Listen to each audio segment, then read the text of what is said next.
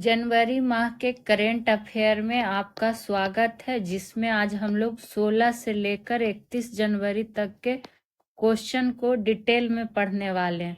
और इसके पहले 1 जनवरी से 15 जनवरी का आप लोग को वीडियो पड़ा है, जाके देख सकते हैं।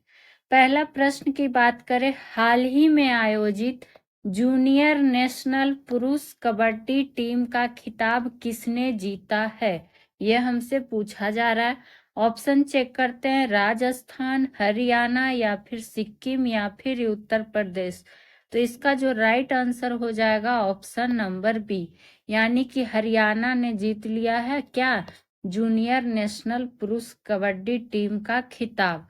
वहीं बात करेंगे कि अगर इसका संस्करण पूछ ले तो ध्यान रखेंगे कि ये 50वां संस्करण का खिताब जीता है, क्योंकि संस्करण एग्जाम में काफी पूछ लिए जाते हैं। तो 50वां संस्करण था और ये जीता है किसने, तो हरियाणा ने।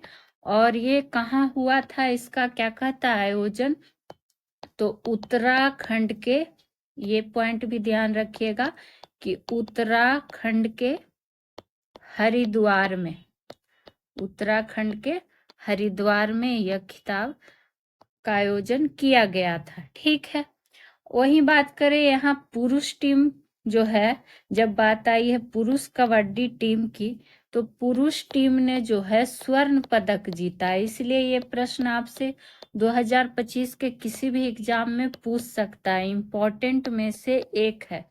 तो पुरुष टीम ने स्वर्ण पदक जीता, लेकिन इसी में जो है महिला टीम की अगर हम बात करेंगे तो महिला टीम ने क्या जीता है, रजत पदक जीता है। कौन सा पदक जीता है, तो रजत पदक जीत लिया है। तो ये हो गया। वही बात करें और क्या इसमें ध्यान रख सकते हैं, तो हरियाणा पुरुष टीम ने शानदार प्रदर्शन करते हुए किसको हराकर, ये भी तो पूछ सकता है, तो उत्तराखंड को हराकर, उत्तराखंड को हराया है, ये भी ध्यान रखिएगा, पूछ लिया जा सकता है। तो ये था हमारा आज का पहला प्रश्न। बढ़ेंगे दूसरे प्रश्न की ओर। भारत किस वर्ष तक जापान को छोड़कर दुनिया की चौथी सबसे बड़ी अर्थव्यवस्था बन जाएगा? तो चौथी बनेगा, ये तो ध्यान रखना ही है, साथ ही साथ ये बनेगा 2026 तक। तो ऑप्शन नंबर ए हो जाएगा इसका राइट आंसर। ठीक है, वही बात करें तो इसमें आप ध्यान रख सकते हैं कि PHDCCI, अब पूछिएगा ये क्या होता है, तो इसका मतलब हुआ कि PhD chamber of commerce and industry. Full form भी आपको ध्यान होना चाहिए करंट के दृष्टि से। ठीक है, इसके मतलब कि इसका अनुमान है कि चालू वित्त वर्ष 2024 से 25 में भारत की जो जीडीपी है, जीडीपी कितने परसेंट बढ़ेगी, तो ये ध्यान रख सकते हैं, डाटा पूछ सकता है, 6.8% बढ़ेगी। और वित्त वर्ष, जब बात करेगा वित्त वर्ष 2025-26 की, तो अब हमें 2025-26 वाला ही ध्यान रखना है। इसमें 7.7% तक बढ़ जाएगी, ये इसका अनुमान है PHDCCI का। तो ये पॉइंट नोट डाउन जरूर करिएगा। और ये ध्यान रखना है कि कैमी बनेगी तो चौथी सबसे बड़ी अर्थव्यवस्था बन जाएगी। आ जाएंगे आज के तीसरे नंबर प्रश्न पर, और एक एक प्रश्न आपके लिए इम्पोर्टेंट है, पूरा कवर किया गया है 16 से 31 जनवरी के प्रश्नों। किस दिन राष्ट्रीय स्टार्टअप दिवस मनाया जाता है, तो देख लेते हैं ऑप्शन, 14 जनवरी, 15 जनवरी या फिर 9 जनवरी या फिर 16 जनवरी। तो देखिए इसमें जो इम्पोर्टेंट है 9 जनवरी भी इम्पोर्टेंट है। क्यों?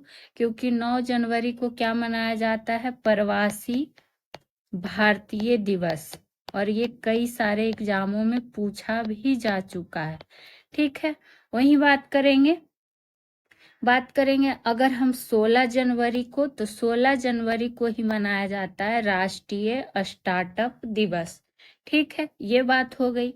अगर आपसे पूछे कि 10 जनवरी को क्या मनाया जाता है, जनवरी का जो इम्पोर्टेंट दिवस होता है, तो वो मनाया जाता है विश्व हिंदी दिवस।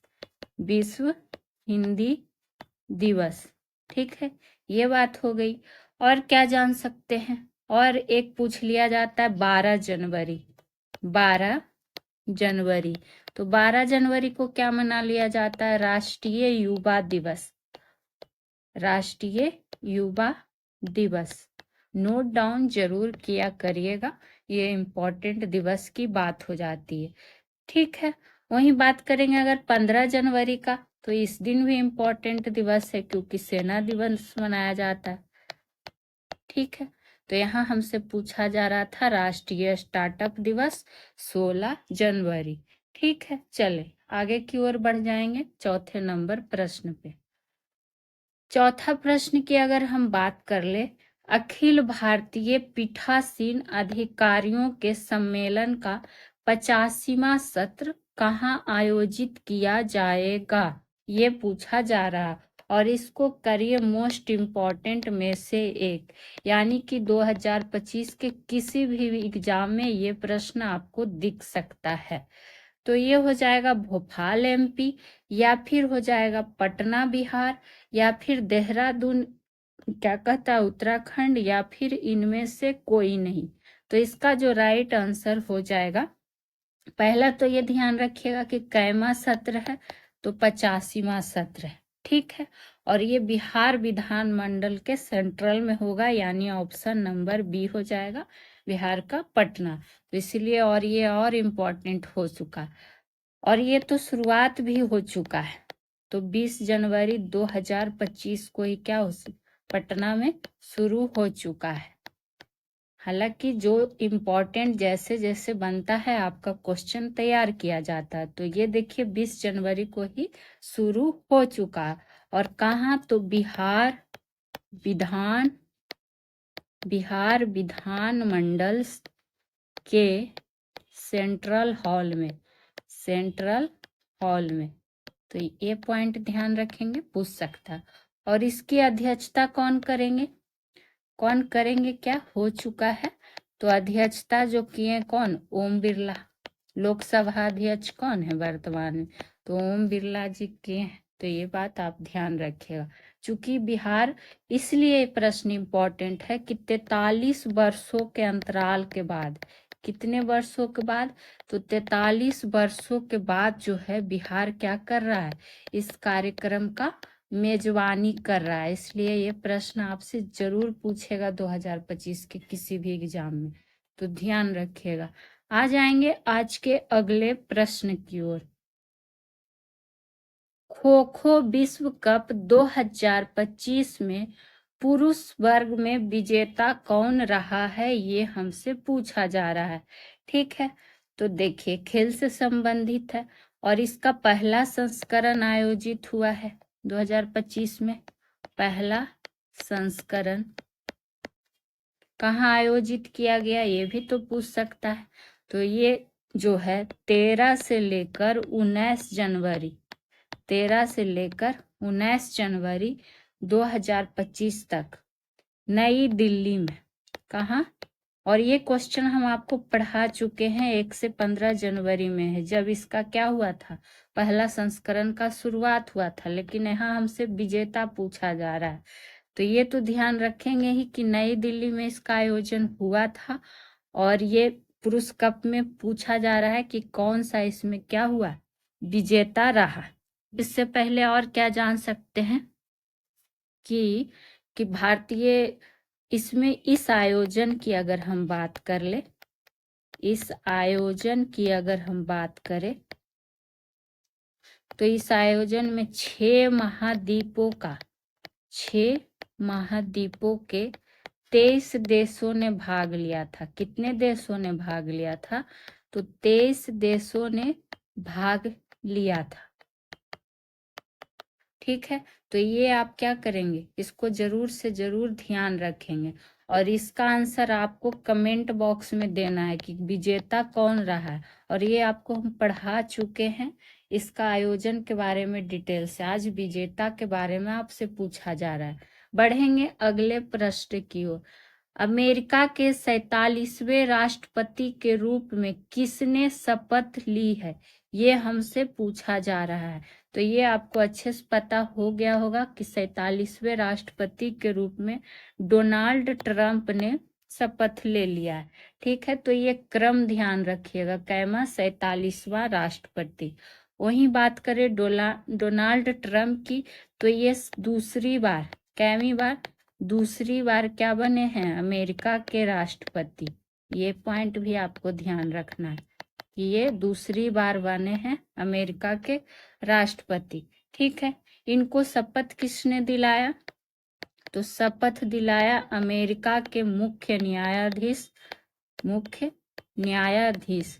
देखिए, जो चीज चर्चा में रहेगा ज्यादा, जो देश, जो चीज, वही आपको एग्जाम में प्रश्न दिखता है। और ये सब चर्चा में काफी रहा है, तो पूछ सकता है। तो ये जॉन रॉबर्ट्स नाम के मुख्य न्यायाधीश ने शपथ इसको दिलाया था, इनको, डोनाल्ड ट्रंप जी को। और ये पहले कब बने थे, तो 2017 में। और अब कब बन गए हैं, तो 2025 में, यानी कि दूसरी बार बन चुके हैं। तो ये आपको ध्यान होना चाहिए। चलिए आगे की ओर बढ़ते हैं कि अगला प्रश्न हमसे क्या पूछा जा रहा है। वर्जिन नारियल तेल का संबंध कहाँ से है, जिसे हाल ही में जीआई टैग क्या कर दिया गया है, दे दिया गया है। ठीक है, तो ये तो जानेंगे ही। चलिए कुछ जीआई टैग से संबंधित जो पूछ सकता है जान लेते हैं। अगर आपसे पूछे कि भारत में जीआई टैग की शुरुआत कब हुई, तो ध्यान रख लेना है कि 15 सितंबर 2003 से ये शुरुआत हुई थी भारत में। ठीक है, और अगर आपसे ये पूछ दे जीआई टैग से संबंधित कि उत्तर प्रदेश, नहीं, इस तरह से पूछ सकता है कि पहला जीआई टैग किसको मिला था, जो कि 2004 में मिला था। तो ध्यान रखिएगा, दार्जिलिंग की चाय को, किसको, दार्जिलिंग की चाय को मिला था। तो ये ध्यान रखेंगे, पूछ सकता है। आपसे ये पूछ सकता है कि सबसे अधिक, अभी तक सबसे अधिक जीआई टैग वाला शहर कौन है, जीआई टैग वाला शहर कौन है वर्तमान में, तो ध्यान रखिएगा वाराणसी। कौन हो जाएगा, वाराणसी। तो और क्या प्रश्न बन सकते हैं। और रहा बात इसका आंसर का, तो ये हो जाएगा अंडमान और निकोबार द्वीप समूह, जिसका वर्जिन नारियल तेल से इसको क्या कर दिया गया है, जीआई टैग दे दिया गया है। ठीक है, चलिए बढ़ेंगे अगले प्रश्न पे। एक एक प्रश्न आपके लिए इम्पोर्टेंट है। अंतरिक्ष में 2 स्पेसक्राफ्ट को सफलतापूर्वक डॉक करने वाला चौथा देश कौन बना है, तो इसके पहले भी चौथा किस चीज में था, वो व्यापार के क्षेत्र में था, लेकिन यहाँ क्या है, स्पेसक्राफ्ट को। तो ये भी कौन बन गया है, भारत ही बन गया है। तो ऑप्शन नंबर सी हो जाएगा इसका राइट आंसर। अब इससे संबंधित कुछ और पॉइंट की अगर हम बात कर ले, तो जैसे इसको भी हमने 1 से 15 जनवरी वाले में पढ़ा दिया था, लेकिन बाद में जो और न्यूज आया उसको इसमें बताया जा रहा है। ठीक है, तो 16 जनवरी की डेट की, जिस दिन स्टार्टअप दिवस मनाया जाता, इस दिन क्या हुआ था, सुबह में डॉकिंग एक्सपेरिमेंट जो है वो पूरा हुआ। ठीक है, और आपको हम ये भी बता चुके हैं कि डॉकिंग होता क्या है, पूरा हुआ था 16 जनवरी को। ठीक है, और इससे पहले ये तो भारत चौथे नंबर पे है ना, तो 3 नंबर पे कौन कौन है, यानी पहला, दूसरा, तीसरा। तो इससे पहले रूस है, अमेरिका है और चाइना है। तो ये तीनों देश का भी आपको ध्यान रख लेना है, साथ ही साथ भारत को तो आपको रखना ही है। ठीक, चलिए आगे की ओर बढ़ेंगे और ये प्रश्न भी काफी इम्पोर्टेंट में से एक है।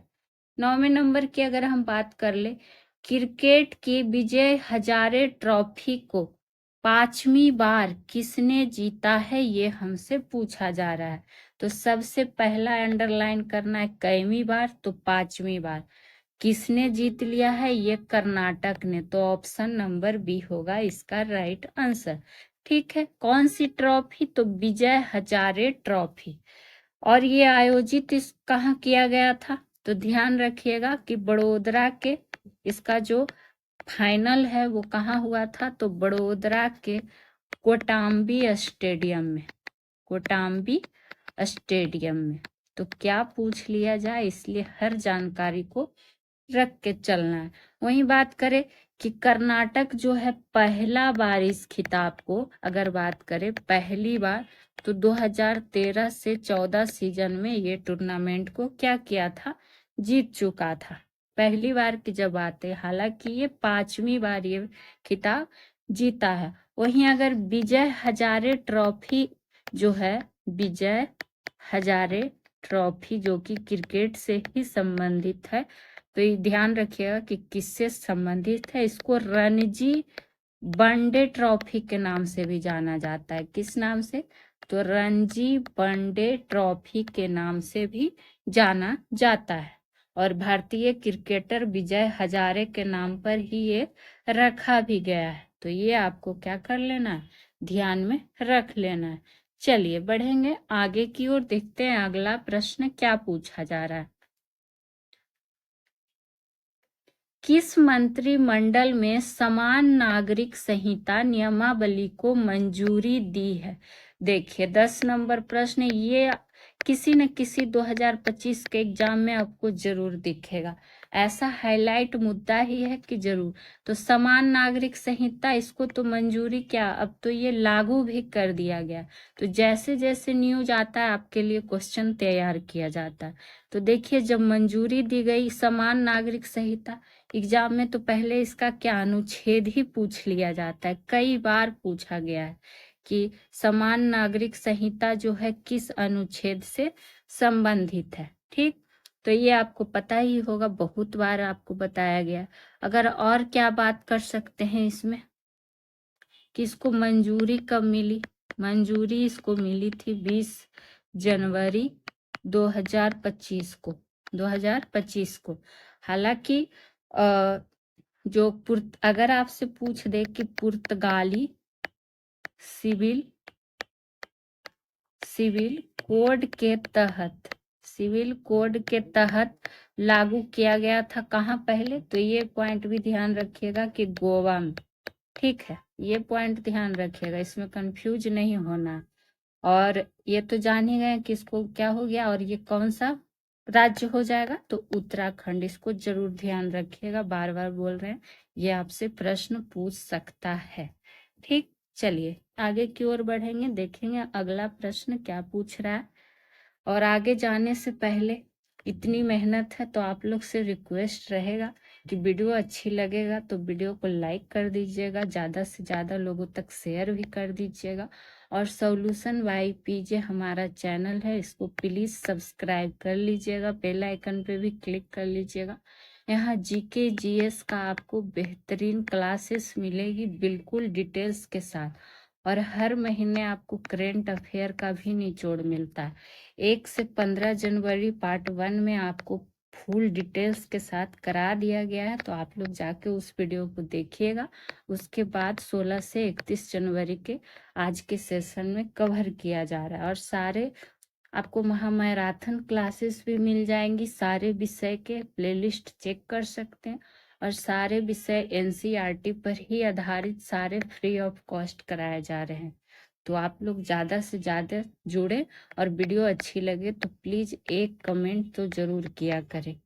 बस इतना ही, आगे बढ़ेंगे अगले प्रश्न पे। बेटी बचाओ बेटी पढ़ाओ योजना के कितने वर्ष पूरे हो गए हैं, तो ये आप लोग कई बार देखे भी होंगे इसका काफी ज्यादा प्रचार प्रसार भी होता ही। तो ये जो इसका पूरा हो गया है 10वीं वर्षगांठ, तो ऑप्शन नंबर ए। तो बेटी बचाओ बेटी, तो बेटी तो इस क्वेश्चन को ध्यान ही में रखना है, बाकी बेटा भी ध्यान रख लीजिएगा। अगर इस योजना की शुरुआत की बात करें तो शुरुआत जो हुई थी 22 जनवरी 2015 को हुई थी। किनके द्वारा की गई थी? तो पीएम नरेंद्र मोदी के द्वारा। पीएम नरेंद्र मोदी जी ने इसको क्या किया था? शुरुआत किया था। और कहाँ शुरुआत किया था? तो हरियाणा के पानीपत में। कहाँ? तो हरियाणा के पानीपत में। ये भी बात भी पूछ सकता है। हो सके आप पढ़ के जाइए कि बेटी बचाओ बेटी पढ़ाओ योजना का कितना वर्ष पूरा हो गया, और वहाँ आपको इसकी जगह पूछ दे कि शुरुआत का वर्ष बताइए या फिर कहाँ से शुरुआत हुआ था। तो हर पॉइंट को आपको क्या करना है? लेके चलना है। उद्देश्य क्या रहा इसका? उद्देश्य यही है कि समाज में लड़कियों के प्रति लड़कियों के प्रति जो भेदभाव है उससे निपटना है। भेदभाव से क्या करना है? निपटना है। ये इसका उद्देश्य रहा है। तो इसको प्रश्न को भी खास करके जो भी ग्रुप डी है, रेलवे वाले हैं, ऐसे प्रश्न उसमें ज्यादातर पूछे जाते हैं, तो ध्यान रखिएगा। आएंगे अगले प्रश्न पे। खेलो इंडिया विंटर गेम 2025 की शुरुआत कहाँ की गई? ये आपसे पूछा जा रहा है। ठीक है, तो शुरुआत क्या, अब तो इसका ये भी आ गया है कि कौन कितना मेडल ले आया है। तो बोले ना, जैसे जैसे न्यूज आता है आपके लिए वैसे क्वेश्चन तैयार किया जाता है। तो इसका शुरुआत देखते हैं, बिहार में, कर्नाटक में, लद्दाख में या फिर राजस्थान में। तो शुरुआत कहाँ किया गया था? लद्दाख में। तो ऑप्शन नंबर सी होगा। किनके द्वारा शुरुआत किया गया था? तो केंद्रीय मंत्री मतलब उद्घाटन किए थे इस चीज का डॉक्टर मनसुख मंडाविया जी के द्वारा। डॉक्टर मनसुख मंडाविया जी ने इसका क्या किया था? उद्घाटन किया था। और ये जो खेलो इंडिया विंटर गेम्स है, इसका कैमा संस्करण? तो ये 5वां संस्करण। कैमा संस्करण? तो 5वां संस्करण, ये आपको ध्यान रखना है। हालांकि अगर इसकी हम बात करें तो ये चीज ध्यान रखिएगा कि पहला भाग का आयोजन है वो कहाँ किया गया? लद्दाख में। ठीक है, लेकिन इसका जो दूसरा भाग है, सेकेंड भाग, इसका आयोजन कहाँ किया गया? तो ये किया गया जम्मू कश्मीर के गुलमर्ग में। कहाँ? जम्मू कश्मीर का गुलमर्ग में। तो ये दोनों पॉइंट आप ध्यान रख लेंगे कि पहला आयोजन कहाँ किया गया और दूसरा आयोजन कहाँ किया गया। ठीक है, ये हो गई बात। वही बात करें कि इसमें है जो लद्दाख की बात आई है, तो लद्दाख ने 4 गोल्ड मेडल के सहित, मतलब और भी मेडल मिलाकर टोटल कितना मेडल जीत लिया है? तो 7 मेडल। ये आपको ध्यान रख लेना है। ठीक है, इसमें आपसे पूछ सकता है। और दूसरा स्थान अगर बात करें, किसमें दूसरा स्थान किसने प्राप्त किया है? तो तमिलनाडु ने। किसने? तो तमिलनाडु ने। और तीसरा स्थान किसने कर लिया है? तो महाराष्ट्र ने। तो क्या पूछ ले, हर निचोड़ को याद रखना ही होगा आपको। बढ़ेंगे आगे की ओर, जो कि होगा हमारा 13वां नंबर प्रश्न। किसने सिंधु जल संधि विवाद पर भारत का समर्थन किया है? तो ऐसे प्रश्न भी काफी चांसेस है आपको एग्जाम में मिलने की। ठीक है, चूंकि आपके लिए चुन चुन के ही लाया गया है, तो ये हो जाएगा अस्थाई मध्यस्थता न्यायालय ने समर्थन किया है। तो ऑप्शन नंबर ए होगा इसका राइट आंसर। ठीक है, और क्या जानकारी जान सकते हैं? तो ये कहाँ स्थित है? अस्थाई मध्यस्थता न्यायालय की अगर बात करें तो ये नीदरलैंड के हेग शहर में स्थित है। हेग शहर में स्थित है अस्थाई मध्यस्थता न्यायालय ने, और यही समर्थन करते हुए फैसला सुनाया था।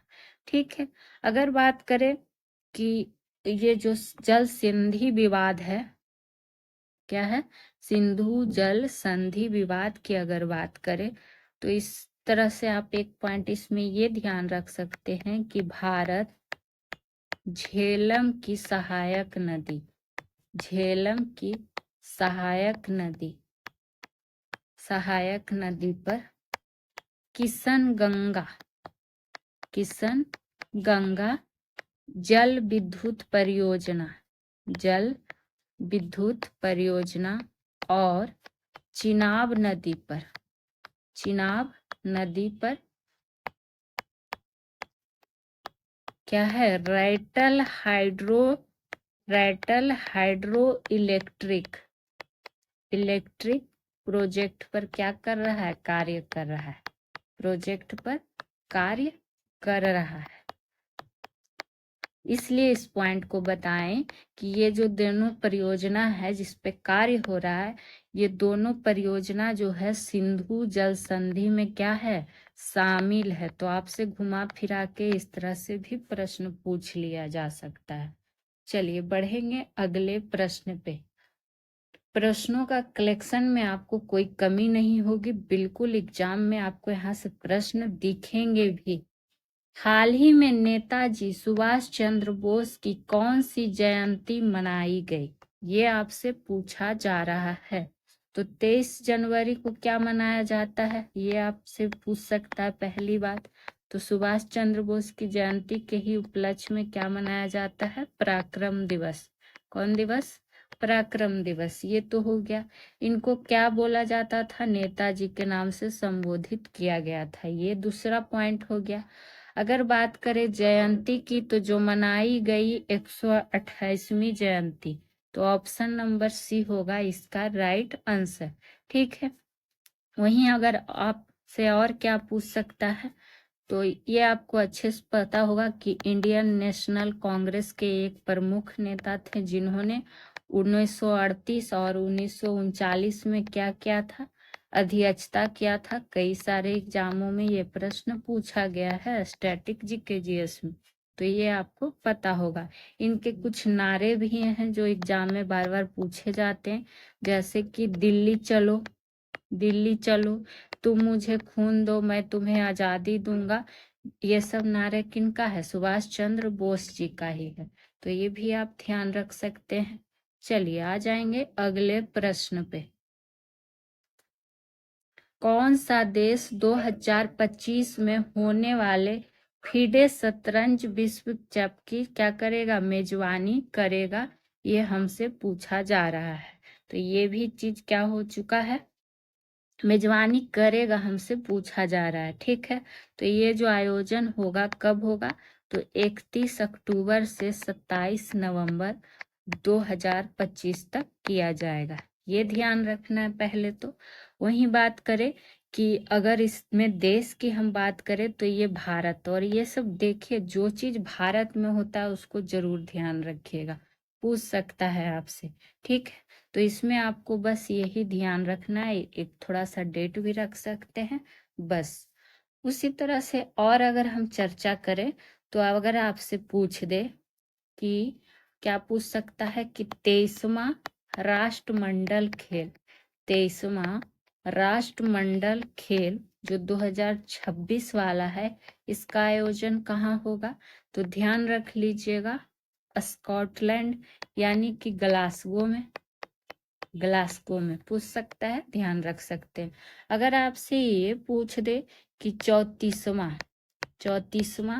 ग्रीष्मकालीन, कौन कालीन, तो ग्रीष्मकालीन ओलंपिक का आयोजन कहाँ होगा, वो भी 2028 का, तो ध्यान रखिएगा लॉस एंजिलस में। कहाँ, तो लॉस एंजिलस में। तो ये इससे कुछ संबंधित बिंदु हो गए, इसलिए आपको बताया गया। आ जाएंगे अगले प्रश्न की ओर, देखते हैं अगला प्रश्न क्या है। दुनिया का 7वां सबसे बड़ा कॉफी उत्पादक देश कौन बना है, पहले तो ये क्रम भी आपको ध्यान होना चाहिए, 7वां। ठीक है। तो ये बन गया है भारत ही, तो ऑप्शन नंबर ए हो जाएगा राइट आंसर। चाय में तो हम लोग आगे हैं ही। अब बताइए, दुनिया में 7वां नंबर पर कॉफी उत्पादक देश में भी आ चुके हैं। ठीक है, वही बात करें, अगर पूछ दे कि भारत में कॉफी उत्पादन के मामले में, कॉफी उत्पादन में सबसे आगे वाला राज्य कौन सा है, तब हो जाएगा कौन सा, कर्नाटक जो है क्या है, सबसे आगे है भारत के राज्यों में से। तो ये एक प्रश्न आपसे पूछ सकता है, ध्यान रखिएगा। अगर कर्नाटक के बाद बात करिएगा तो फिर कौन है, केरल है, और फिर कौन है, तमिलनाडु है। ठीक है, ये आपको ध्यान भी होगा पहले से भी। आगे की ओर बढ़ते हैं, और आपको बार बार बोल रहे हैं जो करेंट अफेयर 1 से लेकर 15 जनवरी तक का पार्ट 1 नहीं देखें पहले, वो भी देख लीजिएगा। फिर 16 से 31 जनवरी वाला भी कवर कर लीजिएगा। पूरे महीने का आपको निचोड़ मिल जाएगा। ग्लोबल फायर पावर इंडेक्स 2025 में भारत की रैंक क्या है, रैंक वाला पूछ लिया जाता है प्रश्न, खास करके जब भारत की रैंक पूछी जाए। तो ध्यान रखिएगा कि इसमें से है जो दुनिया, पहले इस तरह से क्या पॉइंट बन सकता है, पाकिस्तान का ध्यान रख लीजिएगा, क्योंकि नालायक लोगों का भी पूछ लिया जाता है। जो 2025 में रैंकिंग में कैवें स्थान पर आ गया है, 12वां स्थान पर, कैवां स्थान पर, 12वां स्थान पर। ठीक है, वहीं भूटान की अगर हम इसमें बात करेंगे तो भूटान इस इंडेक्स में जो है सबसे नीचे आया है। क्या आया है, सबसे नीचे आया है। तो सबसे नीचे वाला को भी ध्यान रखना होगा, ये 145वां स्थान पर आया है। लेकिन जब बात भारत की रैंक की है तो ये 4थे स्थान पर आया है। तो ऑप्शन नंबर ए हो जाएगा इसका राइट आंसर। तो जब चौथा पे भारत है तो पहला पे कौन है, तो पहला पे है अमेरिका। दूसरा पे कौन है, तो दूसरा पे है रूस। और तीसरा नंबर पे कौन है, तो तीसरा पे है चाइना। और चौथे नंबर पे आया है हमारा प्यारा प्यारा भारत, यानी कि दुनिया का चौथा सबसे शक्तिशाली सेना वाला देश माना गया है। तो ये प्रश्न आपको क्या कर सकता है, पूछ सकता है एग्जाम में। चलिए आगे की ओर बढ़ते हैं कि आगे हमसे क्या पूछा जा रहा है। 21 जनवरी को किस राज्यों का स्थापना दिवस मनाया जाता है, तो कभी कभी राज्यों का स्थापना दिवस ही पूछ लिया जाता है। तो 21 जनवरी त्रिपुरा, मणिपुर, मेघालय, तो ये तीनों अपना स्थापना दिवस कब मनाते हैं, 21 जनवरी को ही। ठीक है, तो ये आपको ध्यान रख लेना है, चूंकि 21 जनवरी 1972 को क्या हुआ था, त्रिपुरा, मणिपुर, और किसकी बात हो रही है, मेघालय।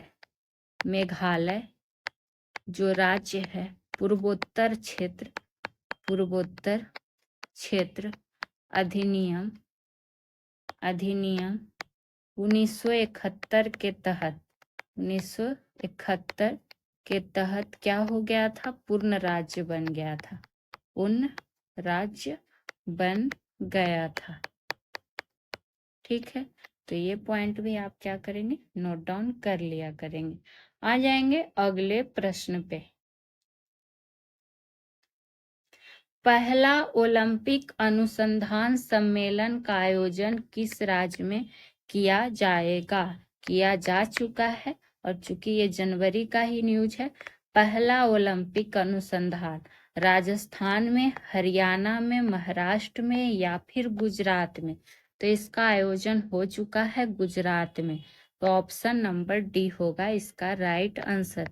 आयोजन हुआ 27 से लेकर 30 जनवरी, 27 से लेकर 30 जनवरी को क्या हुआ, इसका आयोजन हुआ।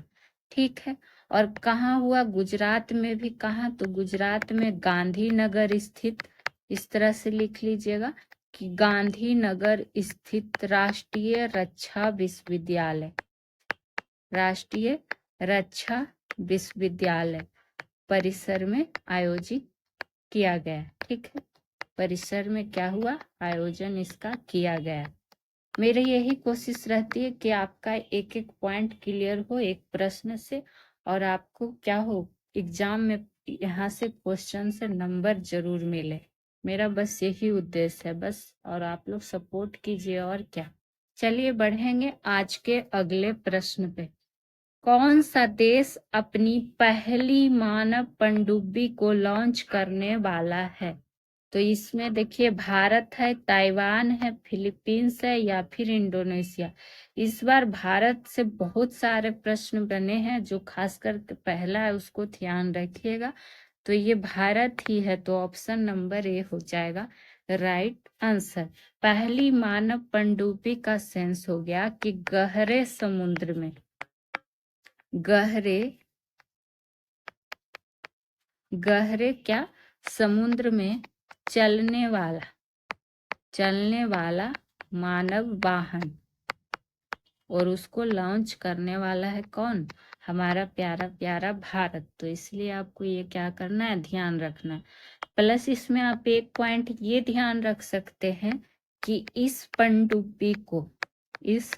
मानव पनडुब्बी को किस मिशन के तहत लॉन्च किया जाएगा, ये आपसे पूछ सकता है। तो ध्यान रखिएगा, डीप मिशन, गहराई में जाना है। तो देखिए इसमें डीप ओशन भी आ गया, समुद्र भी आ गया। तो आप ध्यान रख लीजिएगा कि डीप ओशन मिशन के तहत लॉन्च किया जाएगा। यही दो प्रश्न इससे आपसे पूछ सकता है, और ये केंद्रीय मंत्री जितेंद्र सिंह के अनुसार ये चीज हुआ है, मतलब इसका लॉन्च किया गया है। आ जाएंगे, करने वाला है। 21 नंबर की बात करें, हो जाता है बोलने में थोड़ा बहुत ऊपर नीचे, तो आप लोग उतना भावना समझ लीजिएगा। किसके द्वारा ऑपरेशन सर्द हवा शुरू किया गया? कौन सा हवा? तो ऑपरेशन सर्द हवा। ठीक है, नोट डाउन जरूर आप लोग प्रश्न का किया कीजिए, जो आपको डिटेल्स दिए जाते हैं। ठीक है, तो ये इसलिए चलाया गया ऑपरेशन सर्द हवा की जब बात आई है, तो इसमें आप ध्यान रख सकते हैं कि इसका जो उद्देश्य है, ऑपरेशन सर्द हवा का जो उद्देश्य है, सर्दियों में कभी कभी उद्देश्य ही पूछ देगा, लंबा लाइन में क्वेश्चन रहेगा और आपको पूछ देगा ये किसका उद्देश्य है। तो सर्दियों में कोहरे के कारण क्या होता है, कम दिखेगा, यानी कि दृश्यता क्या होगा, कम होगा। तो दृश्यता जो कम होने के कारण क्या होता है कि घुसपैठ है, घुस जाता है, और उसी को ये क्या करेगा, घुसपैठ का जो कोशिश है उसको नाकाम करेगा। घुसपैठ का कोशिश नाकाम करना है, ऑपरेशन सर्द हवा इसीलिए शुरू किया गया है। ठीक है, तो ये आप ध्यान रखिएगा। और किसने किया है? तो सीमा सुरक्षा बल। तो यहाँ ऑप्शन में दिया हुआ है ही, तो ऑप्शन नंबर सी हो जाएगा राइट आंसर। ठीक है, और सर्दियों में, गर्मी में अगर ये तो सर्दी के लिए चलाया गया है क्योंकि कुहासा के कारण, और गर्मी में कहेगा तो ऑपरेशन गर्म हवा, ऑपरेशन गर्म हवा दोनों का क्या है, चलाया गया है, शुरू किया गया है। तो आप इसको ध्यान रखेंगे। आ जाएंगे अगले प्रश्न की ओर। कर्पूरी ठाकुर किस राज्य के पूर्व सीएम थे जिनकी हाल ही में 101वीं जयंती मनाई गई? इसके पहले हम लोग ने पढ़ा सुभाष चंद्र बोस की कैवी जयंती मनाई गई, तो 128वीं जयंती मनाई गई। ठीक है, और अभी किसकी बात आ गई है? कर्पूरी ठाकुर जी की। और बिहार राज्य वाले तैयार रहें, ये प्रश्न आपको बिहार के किसी एग्जाम में दिख सकता है। तो ये हो जाएगा ऑप्शन नंबर सी, यानी कि बिहार के पूर्व मुख्यमंत्री थे कौन, रह चुके हैं, जिनकी 101वीं जयंती मनाई गई है। दोनों पॉइंट ध्यान रखेंगे। ठीक है, वही बात करें इनको, कर्पूरी ठाकुर की जब बात आती है, कर्पूरी ठाकुर को, तो ये आपसे प्रश्न पूछ सकता है, चूंकि इनको 2024 में किस रत्न से सम्मानित किया गया था? तो भारत रत्न से सम्मानित भी किया जा चुका है, सम्मानित किया गया था। तो इसलिए ये थोड़ा और इम्पोर्टेंट प्रश्नों में से एक हो जाता है। वहीं अगर बात करें तो और क्या जान सकते हैं। कर्पूरी ठाकुर जी को लोग प्यार से क्या कहते थे? जननायक। जननायक का सेंस हुआ कि पीपुल्स लीडर इनको प्यार से इस नाम से जाना जाता था। किनको? तो कर्पूरी ठाकुर को। तो ये आप ध्यान रख लीजिएगा। आ जाएंगे अगले प्रश्न पे, जो कि होगा 23वां नंबर प्रश्न। आजादी के बाद यूसीसी लागू करने वाला पहला राज्य कौन बना है? ये प्रश्न देखिए, उस टाइम कैबिनेट को मंजूरी कब मिली थी वो प्रश्न था, फिर जब लागू हुआ उसको भी शामिल कर दिया गया है। तो इसको जरूर ध्यान रखिएगा। ये उत्तराखंड है। ये आजादी के बाद की बात हो रही, और इसके पहले भी आपको पॉइंट क्लियर किए कि पुर्तगाली वाला टाइम पूछेगा तो गोवा को भी ध्यान रख लेना है। ठीक है, तो ये पहला राज्य बन गया है। और पुष्कर सिंह धामी ने इसकी घोषणा की थी। पुष्कर सिंह धामी ने यूसीसी की घोषणा की थी। ये भी पूछ सकता है कि पहले घोषणा किसने की थी? तो यूनियन सिविल कोड, ये तो आप यूनिफॉर्म सिविल कोड, ये आपको पता होगा 2022 में ही पुष्कर सिंह धामी ने क्या कर दिया था? इसको घोषणा कर दिया था। तो ध्यान रखिएगा। और आपसे हम अनुच्छेद पूछे हैं कि यूनिफॉर्म सिविल कोड का अनुच्छेद क्या होगा, क्योंकि बार बार एग्जाम में रिपीट होता है ये प्रश्न। चलिए आगे की ओर बढ़ेंगे। 24 नंबर प्रश्न आ गया है, जो कि जनवरी के मुख्य करंट अफेयर में से एक है। 2025 में कुल कितने हस्तियों को पद्म पुरस्कार दिए गए हैं? 128, 122, 106 या फिर 139? तो ये हो गया है टोटल 139। ठीक है, ये ध्यान रखेंगे संख्या। इसमें अगर बात करें 139 में, तो 7 पद्म विभूषण, कभी कभी आपको देखिए ऑप्शन में इसी तरह से डेटा देगा और आपको पूछ देगा कि इनमें से कौन सा सही डेटा दिया हुआ। 19 पद्म भूषण और 113 पद्मश्री। 113 पद्मश्री क्या है? पुरस्कार इसमें शामिल है। तो ये एक चीज हो गया। ये डाटा जरूर ध्यान रखिएगा, इस तरह से पूछ लिया जाता है। और 139 तो आपको ध्यान रखना ही है। तो इतना आपको क्या करना है। इसमें अगर बात करें पुरस्कार पाने वाले में, तो 23 महिला है। 23 महिला है, 10 व्यक्ति विदेशी हैं। 10 व्यक्ति विदेशी हैं। और क्या कहता है, 13 जो है मरणोपरांत विजेता है। यानी कि मरणोपरांत, मृत्यु के बाद उनको दिया गया है मरणोपरांत पुरस्कार विजेता है। तो डाटा काफी इम्पोर्टेंट होता है, पूछ लिया जाता है। चलिए आगे की ओर बढ़ेंगे, 25 नंबर पे आ जाएंगे। और एक बार फिर से आप लोग से कहना चाहेंगे कि अगर वीडियो अच्छी लगे तो सॉल्यूशन बाय पीजे चैनल को सब्सक्राइब जरूर कर लीजिएगा। ज़्यादा से ज़्यादा लोगों तक शेयर कर दीजिएगा। वीडियो अच्छी लगे लाइक करिएगा। आपको जीके जीएस का इस चैनल पे निचोड़ दिया जाता है हर विषय के प्रश्नों का। आपको महामैराथन क्लासेस भी दी जा रही है हर सप्ताह। आप लोग प्लेलिस्ट बना हुआ है, चेक कर सकते हैं। एनसीईआरटी पर ही बेस्ड सारा क्वेश्चन कराया जा रहा है। और करेंट अफेयर जो 1 से लेके 15 जनवरी तक है वो भी कराया जा चुका है। आज है 16 से 31 जनवरी का करेंट अफेयर, और वो भी फुल डिटेल्स के साथ। तो आप लोग वीडियो जाके देख लीजिए, जो लोग 1 से 15 तक नहीं देखे हैं। ठीक है, पूरे महीने का आपको मिलता रहेगा इसी तरह से करेंट अफेयर। टेलीग्राम से आप लोग जुड़ सकते हैं। चाहे आप किसी भी एग्जाम की तैयारी करते हो, आप इस चैनल से जुड़ सकते हैं, सॉल्यूशन बाय पीजे से। क्या नाम है? Solution by PJ. चैनल को जरूर से जरूर सब्सक्राइब कर लीजिएगा। चलिए आगे की ओर, अभी और भी प्रश्न है, उसको देखना है। हाल ही में भारत और इंडोनेशिया के बीच कितने समझौतों पर हस्ताक्षर किए गए हैं? ये प्रश्न आपको दिख सकता है आगामी 2025 के। क्यों दिखेगा? क्योंकि ये जो हुआ है 76वें गणतंत्र दिवस के मौके पर किया गया है। यानी कि भारत यात्रा के दौरान कौन आए थे? इंडोनेशिया के राष्ट्रपति आए थे। ये भी आपसे पूछ सकता है कि गणतंत्र दिवस 2025 के अतिथि कौन रहे?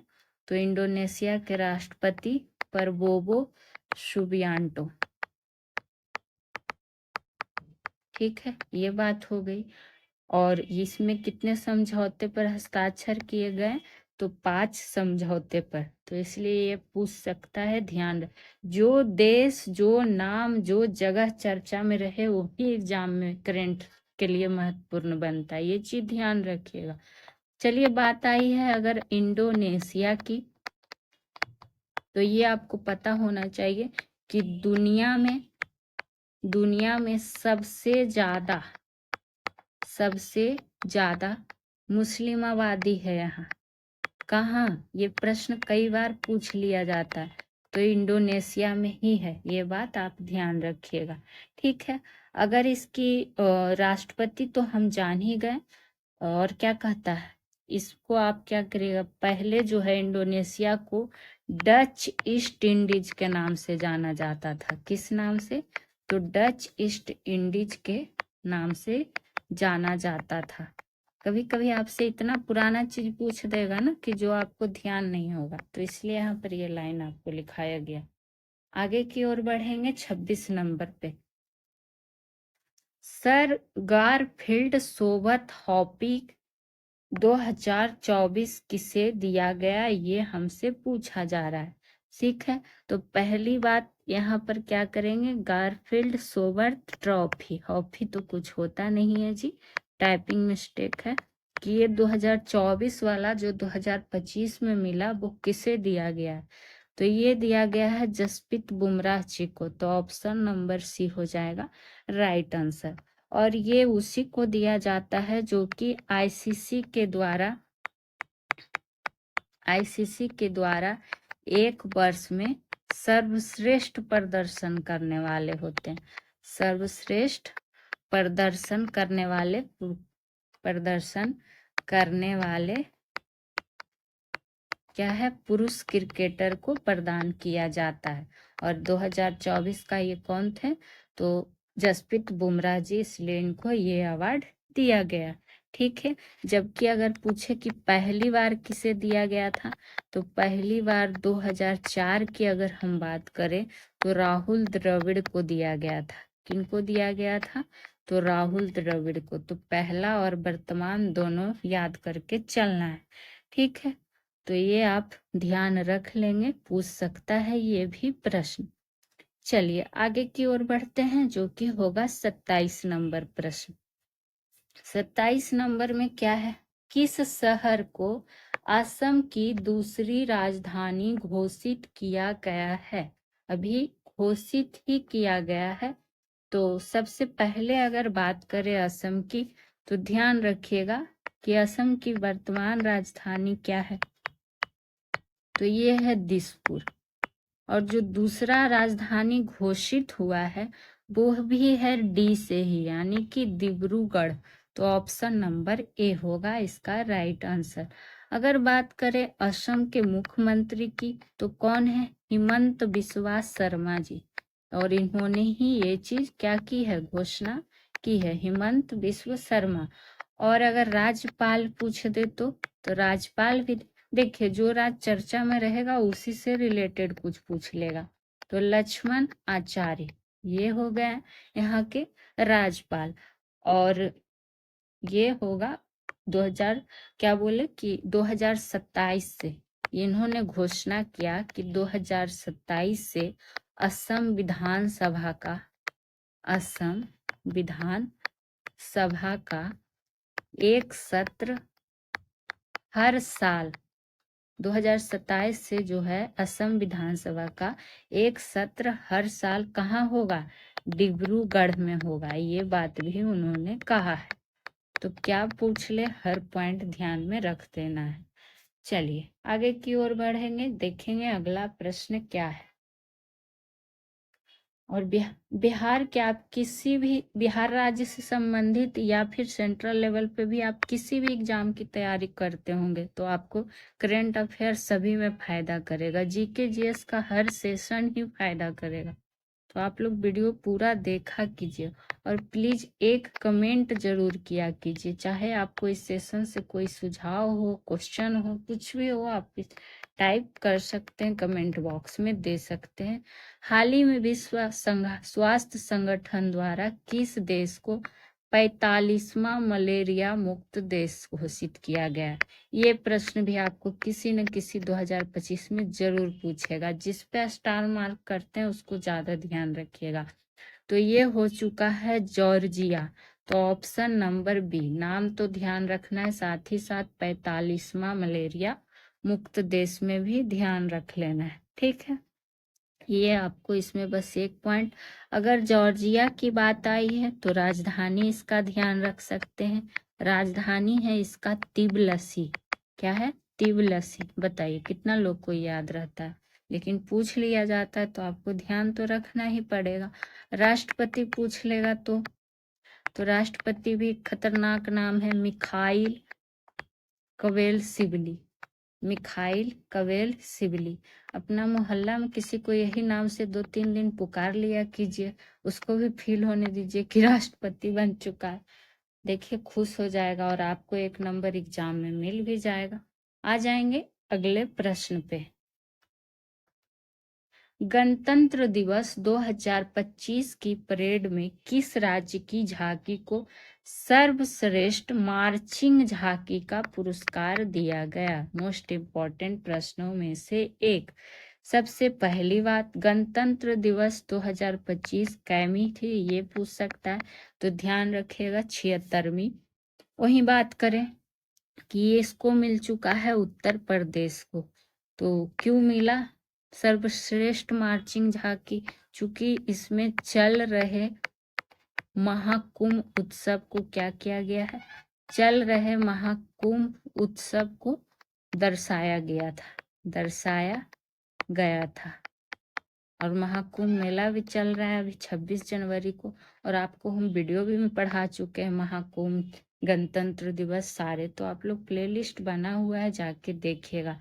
वहीं अगर बात करेगा इसी में जम्मू कश्मीर की, ये तो उत्तर प्रदेश की बात हो गई। जो जम्मू कश्मीर में ध्यान रखिएगा कि जम्मू और कश्मीर में राइफल्स की, किसकी? राइफल्स की मार्चिंग टुकड़ी को क्या किया गया है? 3 सेवाओं में, मार्चिंग टुकड़ी को 3 सेवाओं में सर्वश्रेष्ठ चुना गया। तो हो सके आपसे उत्तर प्रदेश वाला की जगह यही पूछ दे, तो दोनों को ध्यान रखना है, सर्वश्रेष्ठ चुना गया।